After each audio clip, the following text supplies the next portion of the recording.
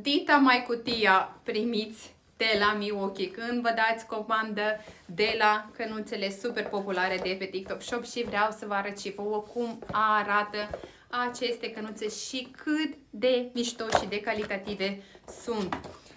Deci, ăsta este paiul care este din metal, da?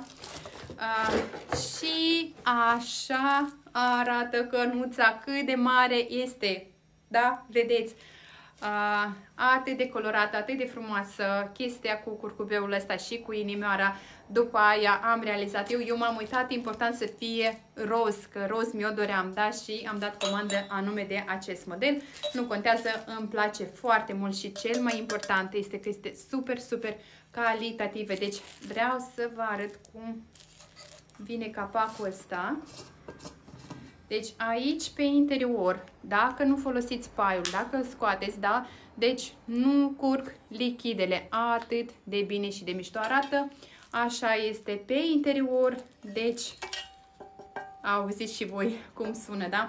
Este din metal, deci dacă puneți un lichid călduț, să zic, sau ceai sau ce vă place vouă, deci se păstrează pe mai mult timp, sau dacă vă plac băuturile reci, mai ales în special vara, la fel păstrează să fie cât mai reci pentru o perioadă îndelungată. Așa, ce vreau să vă mai arăt? Da, chestia asta că este făcut modelul ăsta special ca să încapă în chestia aia la mașină, nu știu cum se numește în română, cup holderul ăla, da, și să fie comod să o purtați cu voi în mașină.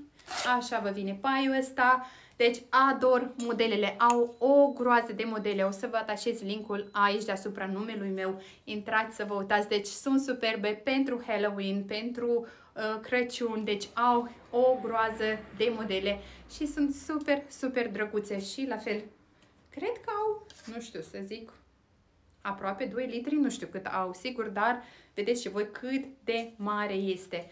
Deci sunt superbe și foarte calitative.